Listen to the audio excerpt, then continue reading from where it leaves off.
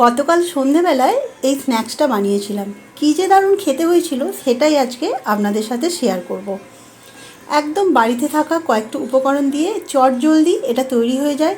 এটা দেখতেও যেমন ভালো, খেতেও কিন্তু দুর্দান্ত। এখন তো রোজার সময়, আমার মুসলিম বন্ধুদের আশা করছি এটা কাজে লাগবে। তাহলে চলুন বেশি কথা না বলে রেসিপিটা শুরু করা যাক।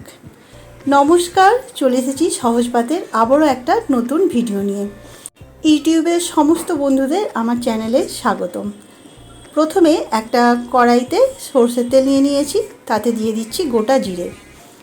তারপর দিয়ে দেব খুব সামান্য একটু হিং। আর জিরে একটু ভাজা ভাজা হলে দিয়ে দেব আদা রসুন বাটা। আমি এখানে আদা রসুনটা বেটে দিইনি, গ্রেট করে দিয়েছি। তারপর সামান্য একটু ভেজে একটা মিডিয়াম সাইজের পেঁয়াজকে খুব ছোট করে কুচিয়ে এর মধ্যে দিয়ে দিয়েছি। পেঁয়াজটা একটু ভাজা ভাজা হলে এর মধ্যে দিয়ে দেব কাঁচা লঙ্কা কুচি। ঝালটা আপনাদের স্বাদ অনুযায়ী কম বা বেশি করতে পারেন। আর দিয়ে দিচ্ছি একটা মিডিয়াম সাইজের টমেটো কুচি। টমেটো একটু নরম হয়ে এলে এবার এর মধ্যে একে একে কিছু রেগুলার মশলা দিয়ে দেবো, যেমন হলুদ গুঁড়ো, লঙ্কার গুঁড়ো, দিচ্ছি একটু ধনের গুঁড়ো, গোলমরিচের গুঁড়ো, অল্প একটু চিনি আর নুনটা আমি এখানে একবারে বেশি পরিমাণেই দিয়ে দিচ্ছি, যেহেতু আমি এটা আলুর সাথে এটা কষিয়ে রান্না করব, ওই জন্য নুনটা একবারই দিয়ে দিলাম। আর মশলাটা এখানে বেশি ভাজার প্রয়োজন নেই। এবার সেদ্ধ করে রাখা আলুটা এর মধ্যে দিয়ে দিলাম। আর কিছুই না, এবার মশলার সাথে আলুটাকে খুব ভালো করে মেশাতে হবে একটু সময় ধরে। ভালোভাবে মেশানো হয়ে গেলে একটু ধনেপাতা কুচি ছড়িয়ে দেব আর দেব একটু ভাজা মশলা। ভাজা মশলার মধ্যে আছে ধনে, জিরে আর শুকনো লঙ্কা। আবার সব কিছু ভালো করে এটা মিশিয়ে নেব। এটার সাথে মেশানো হয়ে গেলে ব্যাস, আলুটা রেডি হয়ে গেল। এবার এটা সাইডে রেখে দেব।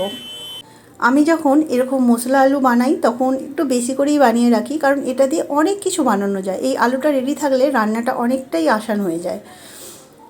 এবার একটা বাটির মধ্যে একটা ডিম নিয়ে নিচ্ছি, তার মধ্যে দিয়ে দেব হাফ কাপ বেসন, দিয়ে দিলাম নুন, গোলমরিচ গুঁড়ো, সামান্য একটু লঙ্কার গুঁড়ো আর অল্প একটু জল। তারপর এই সমস্ত কিছু ভালো করে মিশিয়ে নেব। ব্যাস, ব্যাটারটা রেডি হয়ে গেছে। এটা কিন্তু খুব পাতলা হবে না, সেটা খেয়াল রাখবেন। এবার নিয়েছি ব্রেডের স্লাইস। প্রথমে ব্রেডের মধ্যে এইভাবে আমি টমেটো সস লাগিয়ে নিচ্ছি। এবার ওপর দিয়ে একটা এরকম চিজের স্লাইস রেখে দেবো। চিজ যদি না থাকে কোনো অসুবিধা নেই, এমনি আলু দিয়েই করতে পারেন। বাড়িতে ছিল তাই আমি দিয়েছি, যে এক্সট্রা একটু টেস্ট হবে। এবার যে মশলা আলুটা করে রেখেছিলাম ওপর থেকে এইভাবে ভালোভাবে ছড়িয়ে দেব, আর ওপরে একটা ব্রেড দিয়ে এইভাবে চেপে দেব। তারপর একটা ছুরির সাহায্যে প্রথমে ব্রেডের সাইডগুলো কেটে বাদ দিয়ে দেব। না দিলেও অসুবিধা নেই, কিন্তু কেটে বাদ দিয়ে দিলে একটু দেখতে ভালো লাগবে। এবার এগুলোকে ছোট ছোট টুকরো করে কেটে নেব। আমি এখানে স্কোয়ার শেপে টুকরো টুকরো করে এগুলোকে কেটে নিচ্ছি। খুবই সহজ একটা রেসিপি,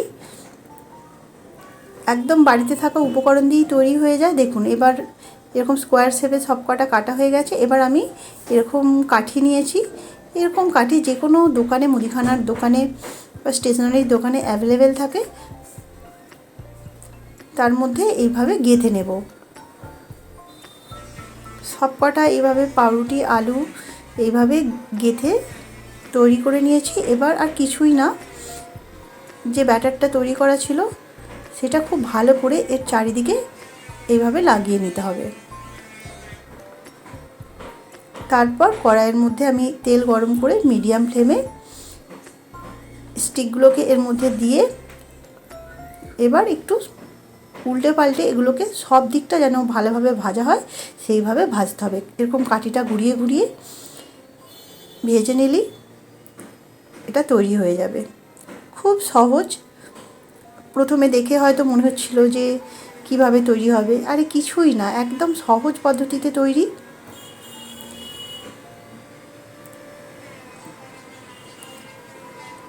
ব্যাস, তৈরি হয়ে গেল। এবার তুলে নেব।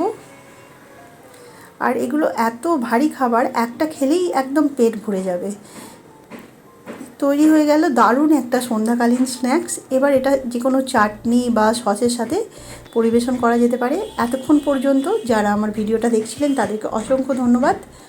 আর ভালো লাগলে আপনারাও এই রেসিপিটা বাড়িতে ট্রাই করে দেখতে পারেন। তো এখনকার মতো আসি, সবাই খুব ভালো থাকবেন, সুস্থ থাকবেন, টাটা।